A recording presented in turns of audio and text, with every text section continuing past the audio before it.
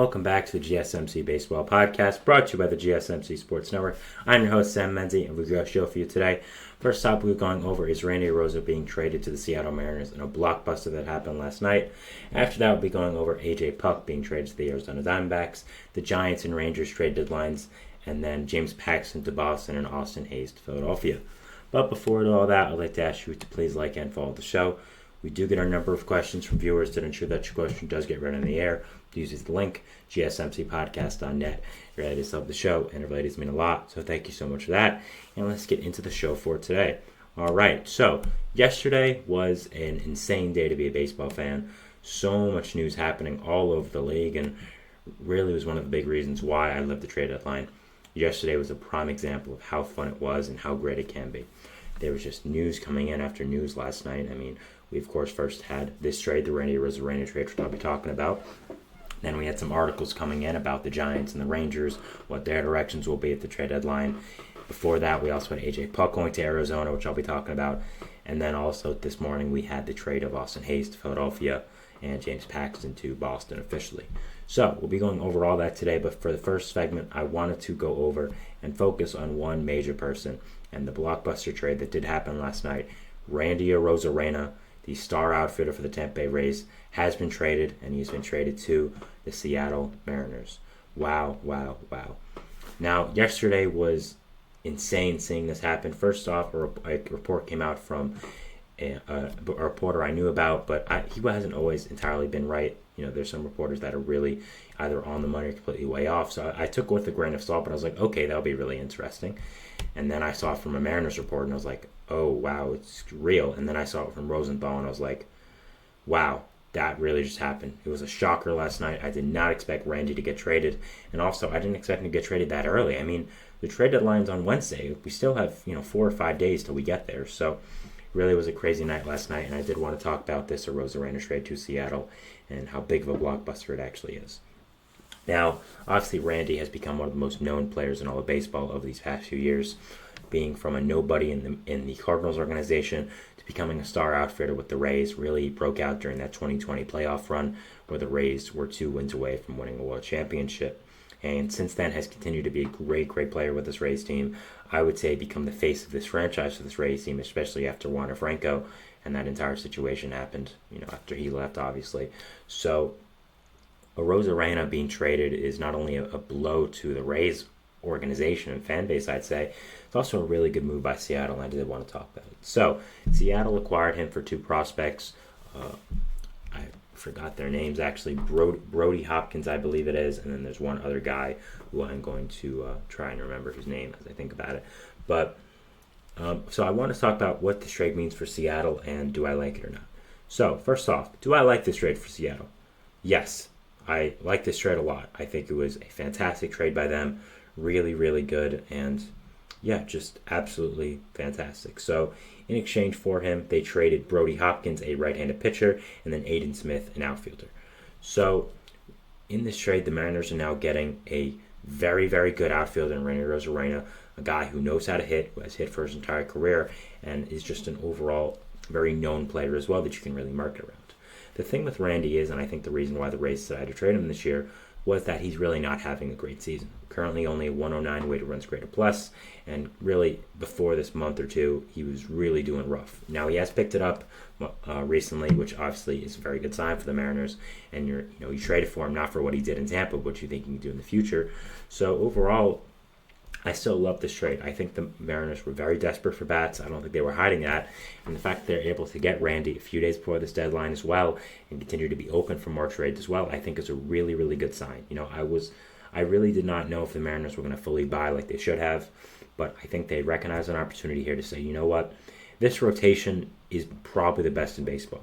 It's not going to be this good for much longer, maybe 2 to 3 more years we have for really the core of this rotation, because some guys are going to have to start to leave or get traded because of contract situations. Luis Castillo's going to get older. Some guys might become busts, get injured. Pitching is so volatile, you don't really know. So they saw the opportunity they had with this rotation and went out and got a star player in Randy Arozarena.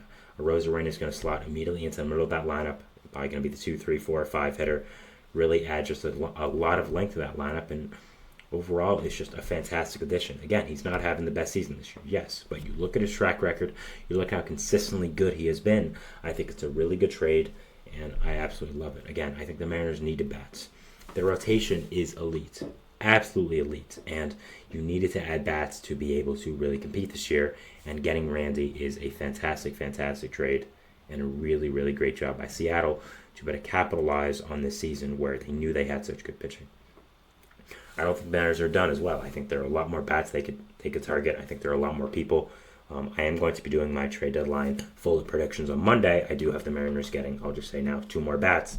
I'll let you know who that is then. But also, I'm sure trades are going to happen over the weekend as well while I'm not on here, of course. So I'll be talking about those on Monday whenever they happen. I mean, I don't remember this many trades happening this early. I mean, Randy's a pretty blockbuster trade in my opinion. You also, of course, had the one I'll be talking about next, AJ Puck, and then also Austin Hayes to Philadelphia as well. So really a lot of trades going on, and Randy was just the start of it. So yeah, I love the trade for Seattle. I think it was really, really good. And yeah, I think they needed bats. They knew that, and being able to capitalize on that and getting one of the best on the market is a fantastic job. Now for the Rays. Man, was I shocked that they actually traded Randy. I really did not think that Randy was going to go. I really did not think that they would blow up this team, kind of. And trading one of your franchise icons is pretty crazy to me. So getting back, of course, you got Brody Hopkins and Aiden Smith. So we'll go over that quickly. So with Brody Hopkins, he is a right-handed pitcher who's 21 years old.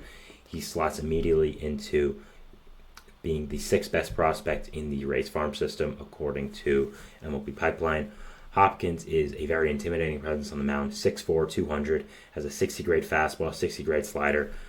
Isn't graded the highest among most people, but, has had really good stats this year in A-ball, and I really like his stuff. So I think Hopkins can end up becoming a plus starting pitcher in this league. I really like the move, and as much as he wasn't a guy that a lot of people looked at as a big piece, I mean, we were looking at some of the top 100 prospects the Rays had, like Colt Emerson, Harry Ford, someone like that. I still think getting Hopkins is a really good move, and I like what he brings to the table a lot here for Tampa. You also, of course, get Aiden Smith, a 19-year-old outfielder in A-ball for them, 20 years old, sorry. He is 6'2", 190. He has pretty solid stats here this year in A-ball and has an ETA of 2027 here for Tampa Bay. Just got drafted last year in the 4th round by Seattle, so I also like getting him a lot. So as much as these guys aren't the most known players that Seattle gave up, I still think they're very solid prospects. But the thing is with Seattle, they have so many good young players and prospects that these guys really aren't even going to make a dent. I'm sure they'll become stars in Tampa because Tampa develops everyone into stars. But, I think Seattle did a really good job not giving up any of their top prospects for Randy and being able to, have the flexibility to make more trades relatively soon. For Tampa, what I don't get is selling Randy at his lowest value. Randy has been such a better player than this year overall in his past, and I just don't think it makes a lot of sense to be able to trade him now, trading him when his value is at the lowest it'll ever be.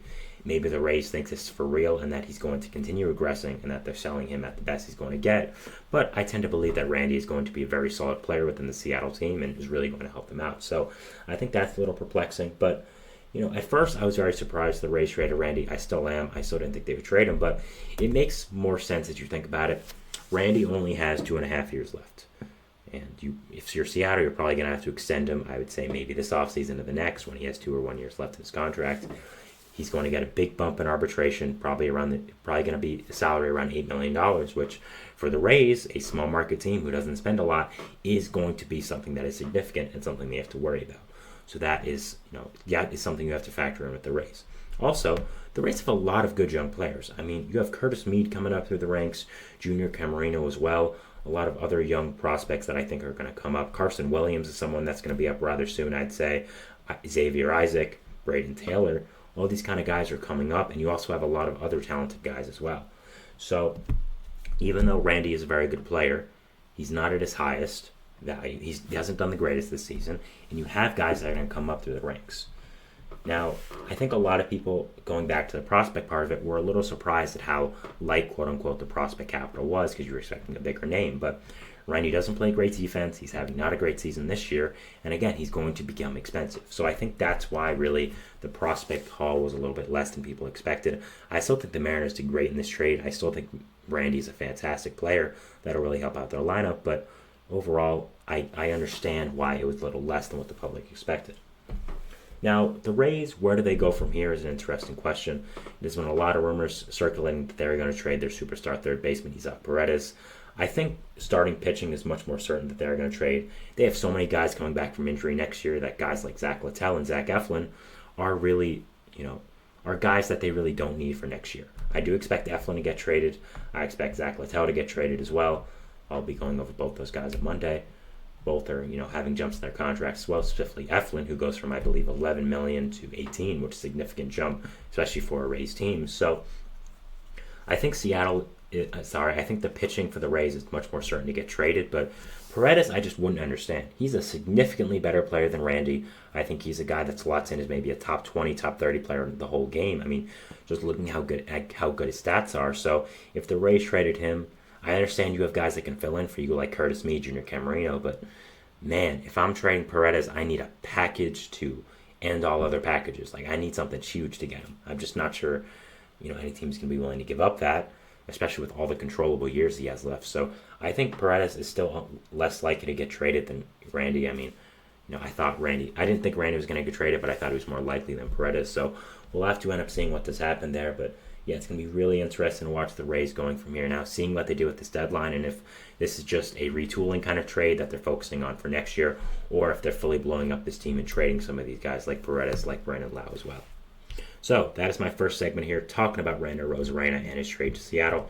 Moving into our second segment, which is going to be talking about AJ Puk and the trade that lands him as an Arizona Diamondback, the other significant trade from yesterday. So yeah, we'll be going over that.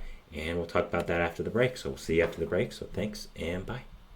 I feel